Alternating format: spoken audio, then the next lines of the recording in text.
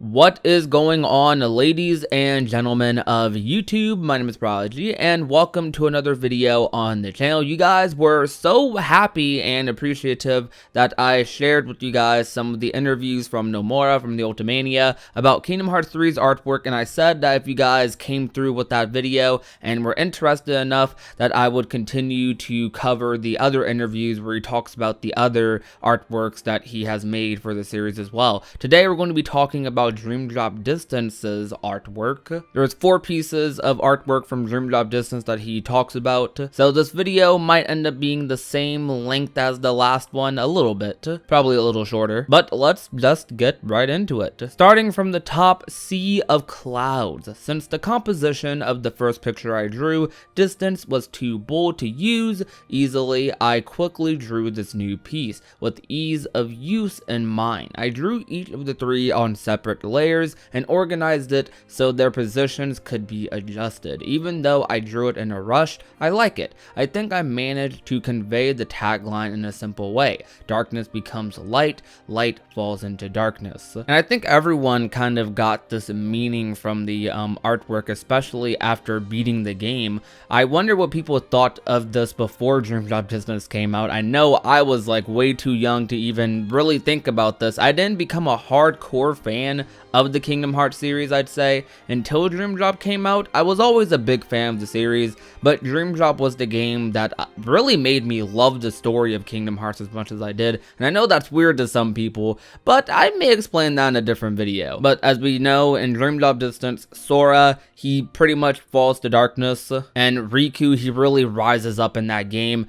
And honestly, Riku in that game, that was his game. Dream Drop was Riku's game, and he really like owned it. I know a lot of people loved playing as Riku. I personally liked playing as Riku even more than Sora in that game. I felt like his links with the Dream Eaters were a lot more fun. His general abilities were a lot more fun, and he just felt a lot more fluid overall, to be honest. But man, that ending to Dream Drop Distance was really something, man. It really hit deep. And using this artwork to convey that really was a good choice by Nomura. And Dream Drop's box art honestly is amazing. It's really good. I really love the background of this artwork, and I love the way Riku looks specifically in this artwork. It's weird because like it's almost as if they've been teasing this part of Dream Drop, what was going to happen here, since like Kingdom Hearts 1, because whenever I look at this image, I always constantly think about the constant openings in Kingdom Hearts where Sora is just falling down. And it was teased for a while that he would, quote, fall to darkness, and it sort of happened in Dream Drop Distance. He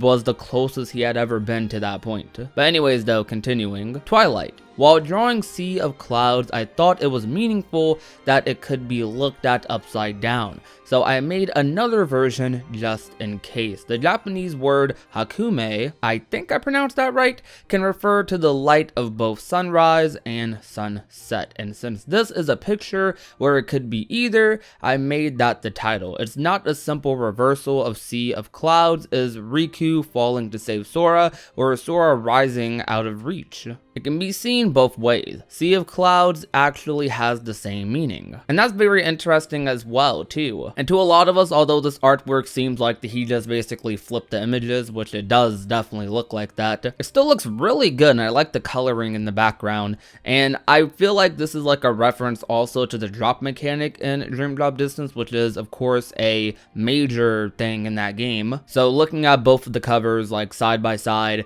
really just adds to that whole feeling that Dream Drop Distance gave you in its ending. And it kind of summarizes the game in a sense, and I love it when box arts do that. Continuing, entrance to the dream. We're getting through these kind of fast. A key visual didn't exist even after the title was announced, which made life difficult for the PR team, I can imagine. So I made this in a hurry to coincide with an event. This was around the time we decided on Sora and Riku's new outfits, and the first spirits that would be your partners. It had been a while since I'd drawn a Kingdom Hearts picture, and I think you can tell that my mojo hadn't quite come back.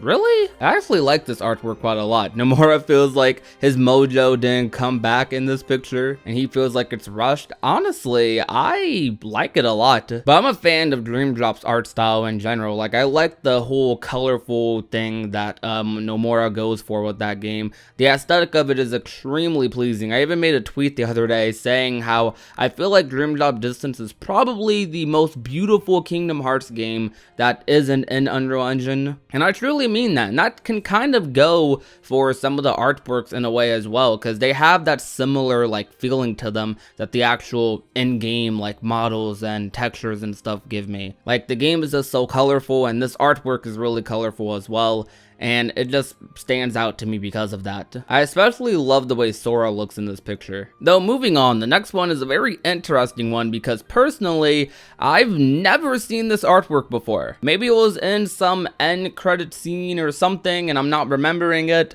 but I have never ever seen this artwork before in my life, and I am very shocked that I'm looking at this. Distance. When I draw cage art, I always keep in mind what kind of pictures they draw at Disney, but I think this piece has the most bold composition so far. I like this picture because along with the title, you can imagine all sorts of things. It was so bold that it was unusable as box art or for the title screen, which is crazy because I believe this is the picture that he mentioned in paragraph 1 when he was talking about Sea of Clouds, the box art for Dream Drop Distance.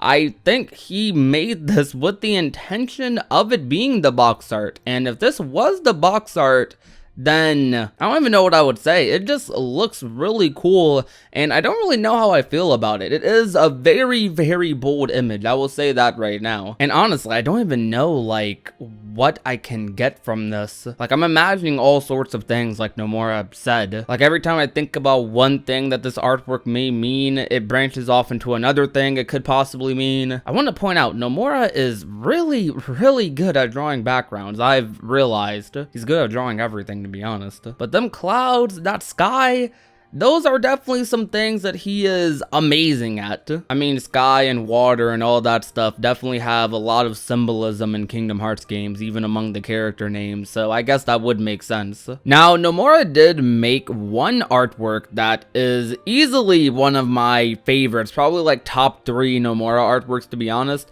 and that is this artwork that he made relatively recently, actually, of Sora, Kiriti, and The World Ends With You cast. Now, I believe he did this for 2.8, I believe, but I just wanted to point this out because I think this looks cool. There is also some other artworks that he has done regarding Dream Drop Distance or related to Dream Drop Distance that also like flash on the screen really quickly right now, and I think they all look really, really good. But that's going to about do it for today's video. Dream Drop Distance's artwork is really good, and I feel like reading all of these interviews about the artwork and seeing his mindset towards some of them is very interesting. It seems like Nomura feels like a lot of the artwork for Dream Drop Distance is a little more rushed and that he didn't put his whole heart into them. But even with that, I honestly feel like they came out really great. And it's crazy how this is what Nomura like being rushed looks like. I wish my rushed artwork looked like this. I'm sure a lot of people can say that. But at the end of the day though, like, no matter what Nomura makes, like, it all kind of just looks great to me, and I really do appreciate like all of the work he puts into these images. It's crazy though, because like as I'm looking through the other interviews,